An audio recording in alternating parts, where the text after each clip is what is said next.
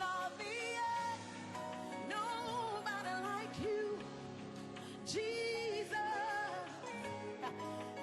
I don't see reasons why you are supposed to continue clinging and do the opposite until they interfere with your marriage when you are supposed to have left them.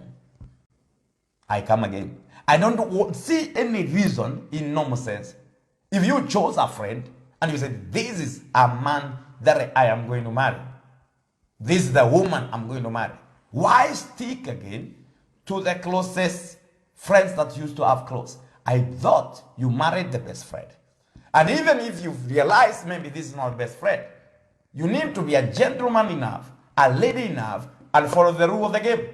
The rule of the game called marriage here says, leave the friends that are close. In other words, now begin putting boundaries. Their secrets, your secrets, they are no longer supposed to know them. They used to play around with you. They used to come to your room and do whatever they want. They used to joke with you. They used to do all these things.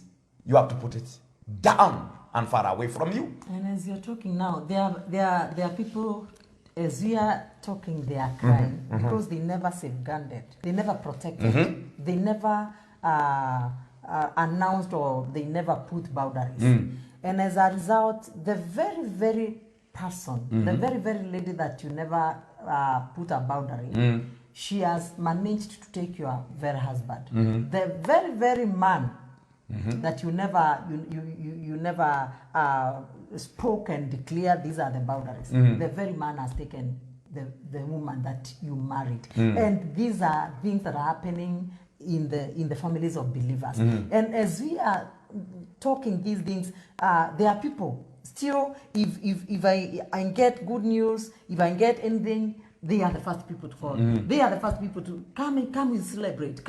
And that even dimension of celebration, it has no limit at all. So as you are talking right now, I believe there's someone who is listening keenly, because there are people, there are disputes, there are quarrels, there are misunderstanding. It's from external friends. Yes. Now, we say this, even when you do a wedding, even in old times, they used to do what they call bachelor's party. Bachelor's party is to tell bachelors, Bye-bye. Bye-bye, I have gotten married now. And I am going to another level. I'm going to another level. Yes. The lady is the same. So these people should give you room to exercise that liberty of being in a marriage. And you need to understand that. So there are men whose victims have become the females that they were very close to. They used to share. They used to speak. They used to have this. And therefore, they have already become problem, especially now, and the problem becomes big. When your wife does not know them, because she met you with them, and you chose her, and these friends may not be happy. You thought they were friends. They were helping you. But they were not happy. Somebody on the level of friendship was expected to move to another level. But you didn't take it to another level. This person has a grudge. You left me when you are unavailable. And you went to another person, and yet you are my friend. And you should have married me. And we enjoyed a lot, because there are people who stay together until they build a hope. And when they build that hope, their person says, even some delay a lot without even thinking they can ever get married, because this person is around and say, maybe so and so will ever marry me. I'm a secret lover. You love secretly. You love this person secretly because you know you have so many things. You have so many likes. You have so many dislikes. You rhyme quickly. When you are disappointed, this person can put you up quickly. And this is a lady. And this is a gent. But unfortunately, you never married. And this has become a very big zone into many marriages, because this man was not a gentleman enough to live. And now, the same case applies to the opposite. Your wife has a man. Whenever you have a quarrel, she goes to this man. And because they were friends. And free. I was giving my wife, when we are thinking about this, even a boy and a girl who used to be close to each other, they were calling each other body. Say, my body, my body. Or you see them. So imagine you are married and the man is marrying you, and then he has a lady that every time they talk, you float. Say, body, body. And you don't understand. They can laugh when you are there, you are floating. And when he insists, they tell you, you met us. Yeah, and they say, this is our story. This is our life. And when the wife says, there is something wrong here, say, you met us. And this does not have any problem. There is a problem. You can't cleave. Imagine another man comes, when they start talking with my wife and their friends, I float. It's madness. I float, I don't get the frequency. They talk, they can jump, they can see. And I am floating. And you call it yourself, you are getting engaged. I want to tell you, start quitting very early, because not unless there is change, you will never become one with this man. I have seen a couple married. This got married this way, they are married, but it remain the best of friends. So anytime they are connecting, you can see a woman playing with another man more than she plays with you. When she goes there, excitement comes. Even to you, she shows Monday. But you have never seen her showing Monday to this man. That means you are in trouble. And not a small one, big one. You're in big trouble. I want to say for sure, you're in big trouble. What? You're in big trouble. Because this man, and you know their relationship. You know where they have been. They have told that we have been there since we were young, since with this, we have been this for this year. And you see where you are coming. They will intimidate you with their time. They have stayed together. So before you met us, we are there. My brother began planning early on what to do, because here there is no cleaving, and you can never become one flesh, because there's no living. This person is telling, we can't live. You're here to stay. You're here to stay. Yeah. And if they can't live, you can't live with him. So, why marry a man or a woman that will provoke you to jealousy every time? Bringing strife in your marriage every time. Why do that? If this person is not only content that he can drop everything for you, then you are not good enough for him. That's right. If this woman cannot drop everything for you, and drop every man in that case, and you become the best that she has ever had, you are not good enough for her. You are not good. Don't deceive yourself. Don't call yourself a champion here, because you are floating when they are laughing. You are floating. And it is happening, not in the world of dreams in marriage. To the extent that that lady can visit. Your husband dresses. The lady says it is not good, and you are the one who chose. And your husband goes back and changes and say, so and so said, it's not nice. I am the one who prepared, and I know you are nice. No. Please let us not quarrel. You say, I said it. To the extent that now she controls. If she tells your husband he's not smart, your husband believes her more than you. And now you are there in that marriage, because this man refused to leave. So this lady comes. I'm a frequent visitor. Visits your home. Visits you in the name of seeing you, but you are just a lame excuse. She can do anything. She can go anywhere. Now, this means that these people are still connected emotionally.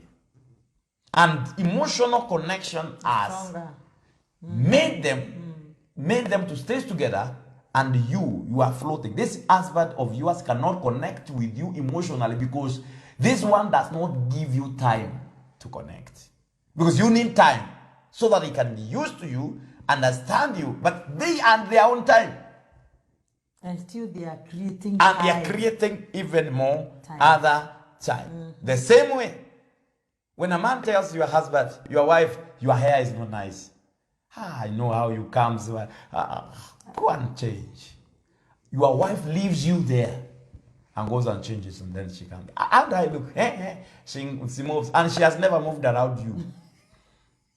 Man, you are in big trouble. You are in big trouble. I am a pastor, but I'm telling you the truth. You are in big trouble. This marriage may not work as you expect. Something is wrong somewhere. So, you have seen this. A man always can call your wife. And your wife and this man can have a conversation for 1 hour, 2 hours. And then she can even come and tell you over the phone. Yeah. She can tell you, my darling, I have gone short of credit. Can you try to send me some credit? We have not concluded with Dan. We were still talking. What are you talking with Dan? You have never talked with him in 5 minutes, 1 hour. Something is wrong. Something is wrong somewhere. And the man just stays there and says, huh? As you have not concluded here. And some foolish men will say, these are old friends. Let them continue with this. You will be shocked to know that your firstborn is not your firstborn. You will be shocked to understand that some things you don't know. Don't do that with you. I am telling you the truth. You're scaring some men. You understand that? It is the truth. It's the truth. Yes.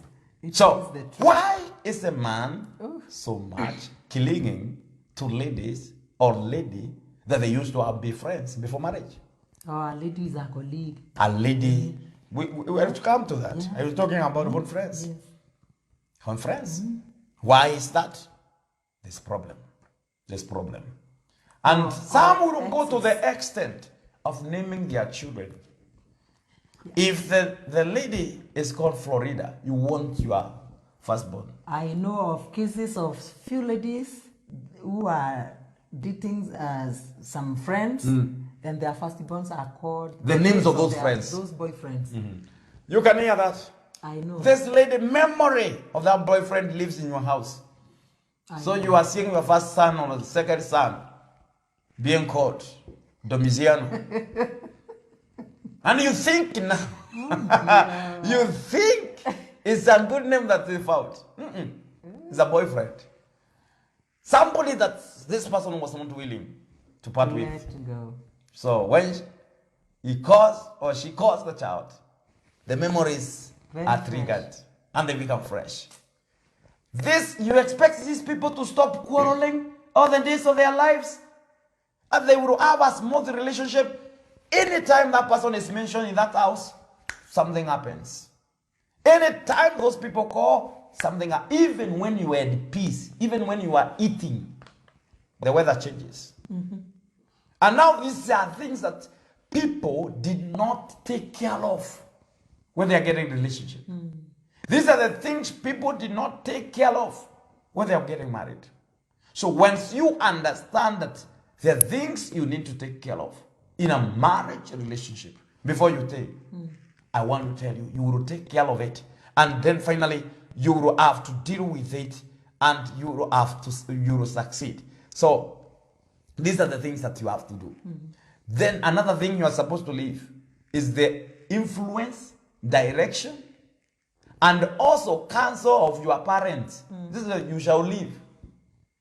Counsel of your parents and other members of the extended family that bringing negative influence. There are some positive counsel that are building you, but there are some counsel that are bringing negative influence. There are some people, when their mother calls, they must fight that house that day. Yeah. There's something, when the father calls the son, there's a problem. They must fight. Or the father calls the daughter, or the mother calls the daughter. Who is your wife? That day you will not understand one another. Because what she will be told, don't give birth quickly for that man. The way I see him, I don't trust him. Yes, ma'am. So the man wastes your time here saying, let us have another child. Make him come and build my house first. Don't be pregnant for him. Have you heard me? Yes, mommy. Foolish. Yeah, that's a foolish woman. You are not supposed to be influenced negatively. If you are supposed to have counsel from your father and from your extended members of the family, it's a counsel that is positive, that is building you, building that marriage. When the mother calls and says, stay well with your husband. This is how a woman behaves. A woman is supposed to do this and this to her husband. You are supposed to be submissive. You are supposed to do this. You are supposed to take care of it. I have taught you all these things. Do you get me? Yes. Pray for your husband always. Do this. Understand man's need this. The woman is reminding you, says, mommy. She is giving you a counsel to put you close to your husband. That is a good counsel. Yeah. The man also, when the father calls, says, yeah, gentlemen, this is how to handle a woman. This is how to do this. I want your marriage to do this and this and this and this. You know this. I have taught you this, my son. You're supposed to do this. Be a good father. Run your home with wisdom and do this. Yes. You have seen us with your mother. Have you seen us quarrel? No. Have you seen us fight? No. I don't want to hear fights in your house. I want to see this. I say, yes, Father. That's a positive counsel. Good counsel. You are supposed to stay with that. But anytime you are given influence, your wife is evil. Your husband is evil. The man, the woman you married is a woman who likes pleasure and money. She cannot help you. Every time that's what your father is telling you, your mother is telling you. And you come and tell her, even my mother told me, you cannot be a vicious woman. And you are telling the wife. So every time your mother comes to inspect and does an inspection, what is happening in the house? She can come. Some women are mad. She can come and go even to your bedroom when you are sleeping with your wife. Some mothers-in-laws, they need deliverance as I speak now. In Jesus' name. They can visit their son and they come in and they knock. Hey, Juma, are you sleeping even right now? What do you want, Mama? What do you want? Sir, you are asleep. This wife will kill you. It is your own mother telling you that your wife will kill you. Be careful. See, she can come inside. Oh. and sit on your bed. Oh. So this is the bed. Eh? That is why you don't wake up. She become an... And she began now. Imagine your own mother visiting your own bedroom or your mother-in-law. Coming and see the, hey. This is how you stay. Even you have television in the room. Even you have, hey, this day's life. Yeah. Our life was not like this. And the mother starts fighting you now. Those are women who do not have morals, really. Good morals. And now you are permitted. When your mother comes into your bedroom, you start shaking like a leaf. Be a man. And tell her, Mama, this is my private room. You are not supposed to enter. Respect yourself. Respect yourself. I have seen even a mother-in-law asking the son, how is my daughter? When it comes to bed, is she good? Imagine the mother of my wife asking me if my wife is good. And if I'm not... That's not a mother. It's a demon inside a mother. And we need to understand these things are there and they are fighting and destroying. And you allow them access. Because the first time you came, you showed your mother around the house. And you took her even to your own what? Bedroom. So you showed her that this can be reached. Your sister is coming to wake up you and you're sleeping with your wife. Or your brother-in-law is coming and they're there. Meeting your wife, your own brother, younger or older, meeting your wife, and bedroom, and he is coming and say, I thought my brother is in. When did he leave? Bedroom. And you don't see like a problem. When you are told by your wife, your brother met me in the bedroom, and he was looking for you in the bedroom, I said, so what? Is there any problem? You are a very foolish man. You need wisdom to understand that. Your wife is trying to protect you. And when things become bad, you will start now complaining and saying, you did this with my brother, you did this.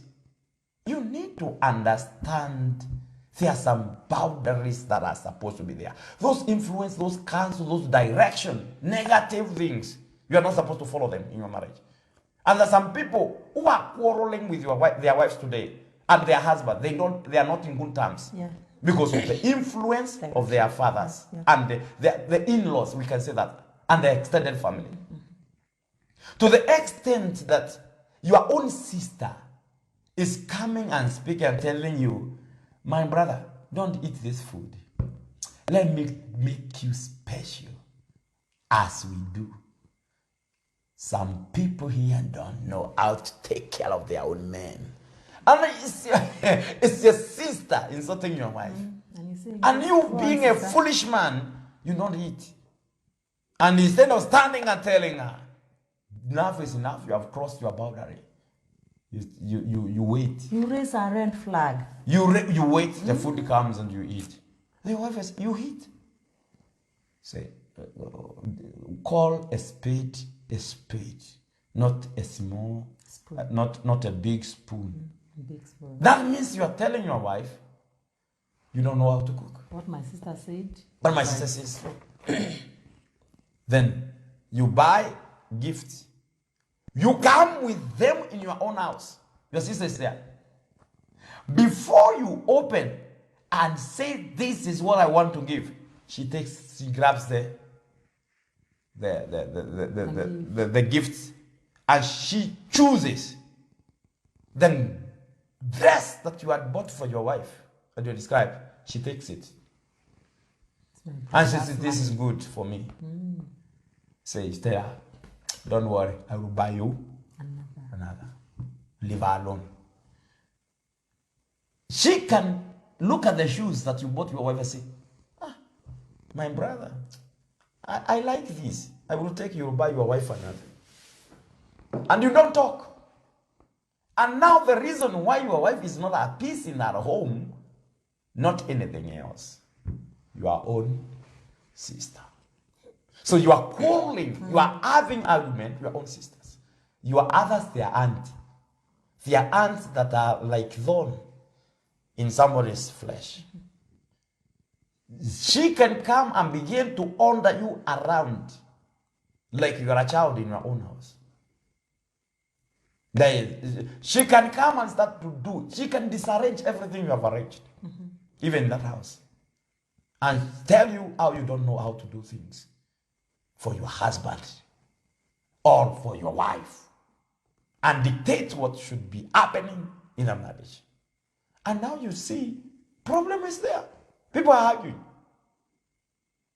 Or when you are married near home, and those who are trouble, anytime you can be called upon to go and cook for the village, to cook for your mother, to cook for your auntie, there's an uncle to wash dishes. They stay there for 3 days because they know you will be called.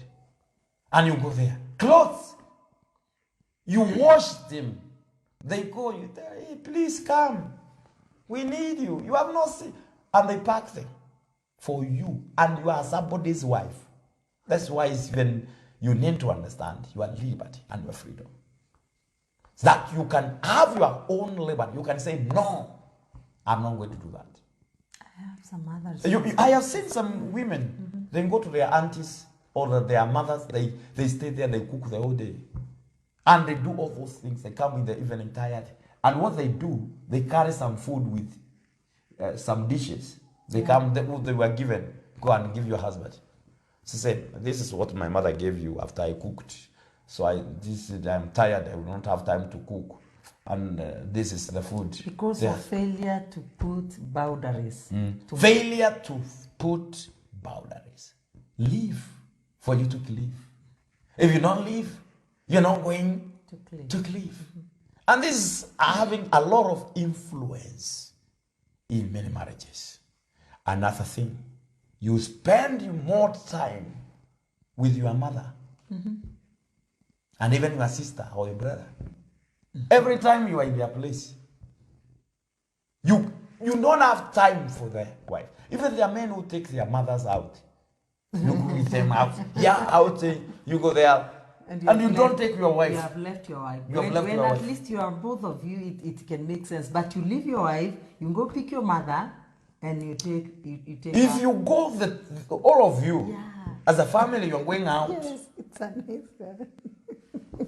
If some go, even in a hotel, they book the best room for their mother. Okay. And then they book the bad one for the wife. And, yeah, Mama, how do you like this?